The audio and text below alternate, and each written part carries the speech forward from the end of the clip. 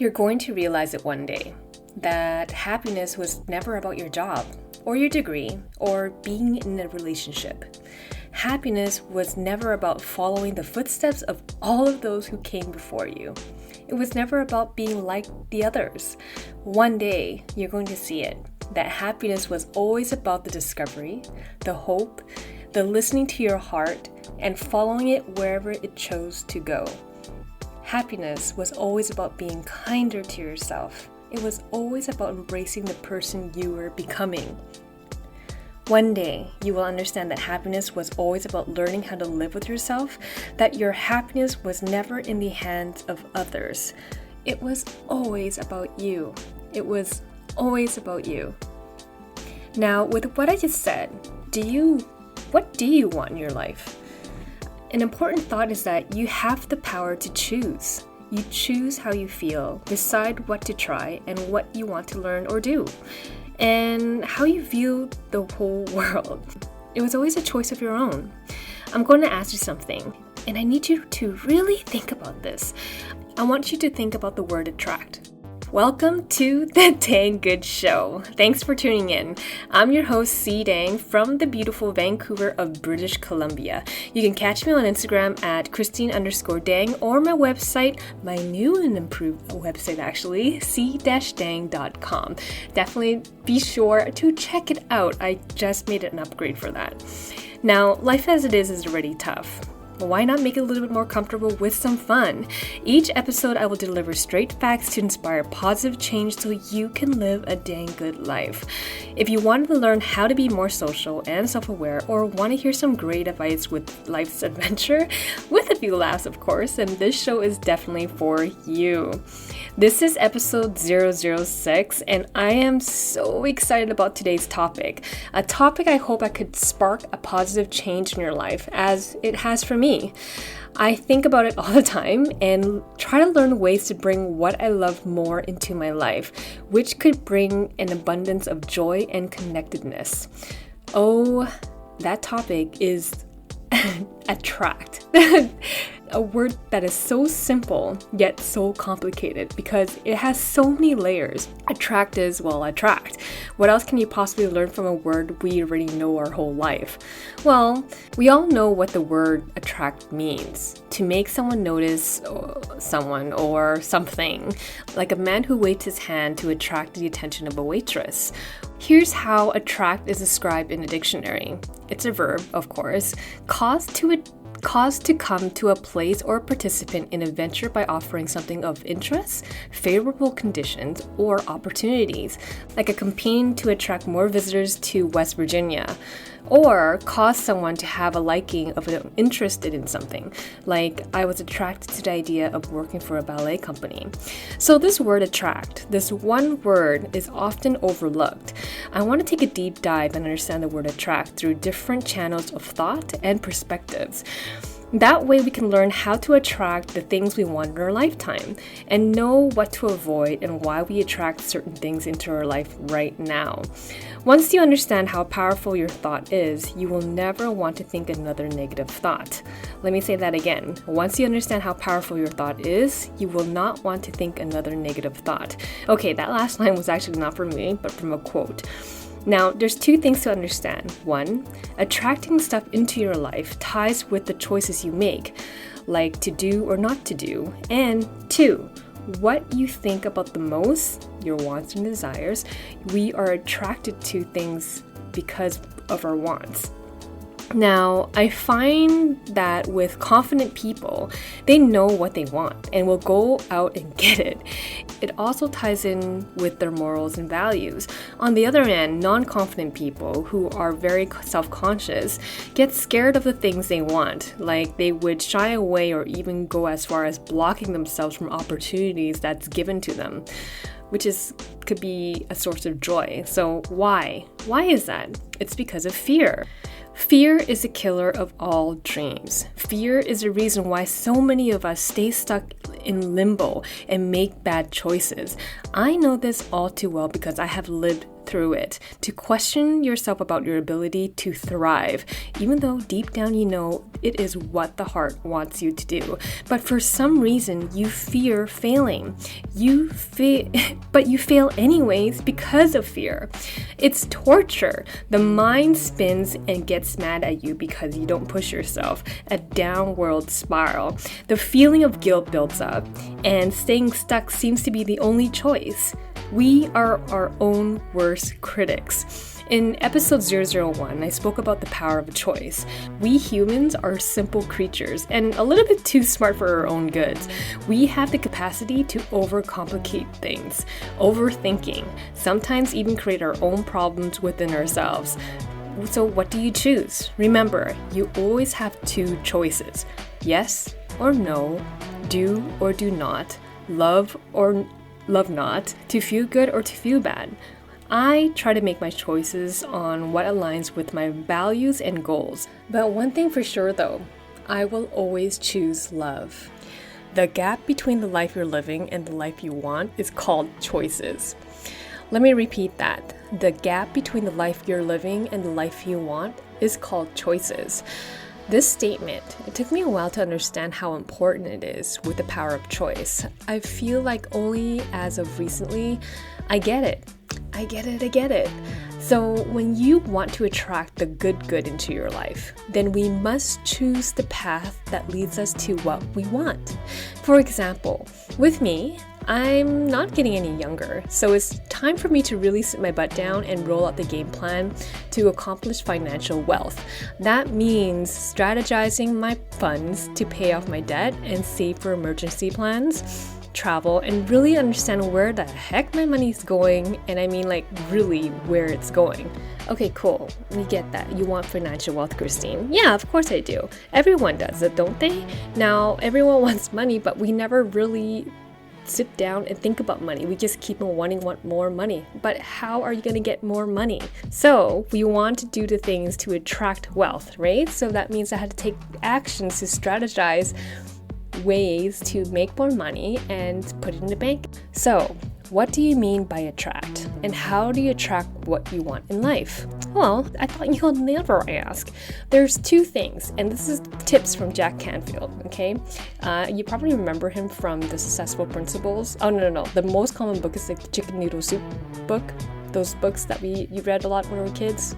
No? Okay, maybe it's just me? Okay, anyways. So, two things, how you can attract things in your life. One, decide what you want. To get what you want, you must first decide what you want. How the brain works, according to scientists and researchers, is that you must first decide what you want before your brain can figure out how to get it. This most important step is to believe that you can have it and that anything is possible, because when you limit your mind, you will limit your possibilities. 2, dream big. This is where action comes into play. Now, you are excited, you want this to happen. The beautiful thing about your mind is that once you commit to a big dream and run after it, your subconscious creative mind will come up with great ideas to make that dream turn into reality. This is where the magic happens. You attract the opportunity, people, and resources that you will need to make your dreams come true. This is when we lead by example to motivate and inspire others to dream and work hard like you. Now, I read a lot about the law of attractions, and I'm not gonna lie that watching The Secret really pushed me to use my imagination and to learn how to attract the good in my life. The thing about dreaming big is that the journey is gonna be very challenging. Like what you hear so far? Make sure you never miss a show by clicking the subscribe button right now. This podcast is made possible by listeners like you. Thank you so much for your support. On Instagram, follow me at Christine_Dang, where I share aha moments and a few laughs. And lastly, if you want to find out more information about the show, visit thedangoodshow.com. Let's get back to the show. And to be honest, these past few years have brought me the greatest joy and happiness, but it also brought in a lot of pain and heartaches. I do not regret anything. I am where I need to be, and I am incredibly grateful for all of the experiences. And I thank everyone who's been a part of it. The hardest part was learning how to trust the process and be very, very patient. Now, you might be wondering, okay, dang, that sounds great and all, but where do I start? Well, it starts with you. Remember what I said earlier about how happiness was always about you? You, my friend, are the beacon of things to come to you. Like, you are the magnet, and I was gonna say something lame, but I won't go there. Okay, for example, have you ever dreamt up your dream boat, like your dream view, your bay, which means poop in Danish, by the way, but your dream boyfriend or girlfriend? You will list those qualities, yet they sometimes are out of reach, and you don't know how to attract them because in your mind they became this magical unicorn. My friend, in order for you to attract that magical unicorn, you must be that unicorn. Okay, hear me out. Ever since I was younger, I was always so fascinated about people. There's still a rare group of people who I met, not as a group, but as individuals. Sometimes they are friends of friends or a family's friends, or strangers or a passerby. There's this energy about them that I'm drawn to, and for some reason, you just can't help but trust them more. And it's intriguing how they would form a deep connection in minutes. They are confident and super, super friendly.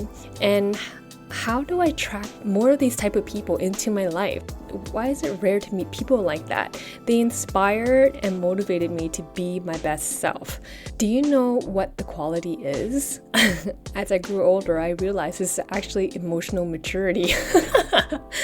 So I'm attracted to and admire emotionally mature people who leads by example, who's always speaking from the heart, and I dig it. Maturity is attractive. Responsibility is attractive. Having your shit together on an emotional level is attractive. Knowing what you want is attractive. Did I say that already? Paying attention and being attentive is attractive. But when I was thinking about what I was going to say on this podcast, my Instagram feed always reads my mind, and here's the list that popped up on my Instagram feed. Emotional maturity grows as we, 1, face our emotions. Meaning, when we're sad, we ask ourselves, why are we sad, and not push it aside. 2, take responsibility for our action. 3, honor boundaries of ours and other people's. 4, practice honesty and vulnerability with self and others. 5, embrace change. 6, accept feedback. 7, make difficult decisions. 8, value and prioritize your authenticity. 9, embrace your humanity. 10, strive for self-awareness. 11, practice communication. 12, make space for intimacy. And 13, act and live with intention. That's the type of people I want to attract in my life, and the kind of person I strive to be. Be that person you want in your life. Be that positive and loving person you crave to have in your life. Learn how to be alone and be okay with it too. This might also means to work on yourself on a much deeper level. It's gonna take us some work, and trust me when I say that it's gonna get ugly, but I promise you that learning to respect and love yourself will only attract more of that into your life. 100%. So let me say that again. I promise you that learning to respect and love yourself will only attract more of that into your life. If I want positivity, then I will try my best to consciously be optimistic about how I view myself, making it easier for me to view others. Does that make sense? You gotta act what you want to attract. Do you want love? Do you want compassion, peace, smarts, money, good people?